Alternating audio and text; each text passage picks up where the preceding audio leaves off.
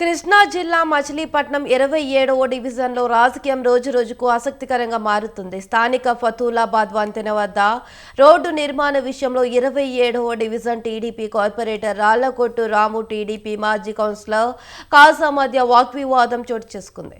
గతంలో అక్రమణలో ఉన్న వైసీపీకి చెందిన షాపులు తొలగించి రోడ్ నిర్మిస్తుంటే మాజీ కౌన్సిలర్ కాజా రోడ్ నిర్మాణ పనులను అడ్డుకోవడంతో వార్డు ప్రజలు ఒకంత ఆశ్చర్యానికి గురయ్యారు. మంత్రి కొల్లు రవీంద్ర మచిలీపట్నం అభివృద్ధికి పెద్దపీట వేస్తే టీడీపీ నేత మాజీ కౌన్సిలర్ కాజా వార్డ్ అభివృద్ధిని అడ్డుకోవడం ఏమిటని స్థానిక ప్రజలు ఆగ్రహం వ్యక్తం చేస్తున్నారు.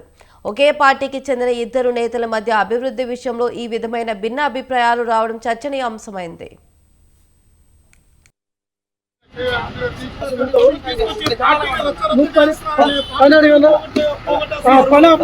చెప్పండి దాని గురించి కూడా చెప్పారన్న ఫోన్ లో పని ఆపమన్నాడు. చెప్పండి చెప్పండి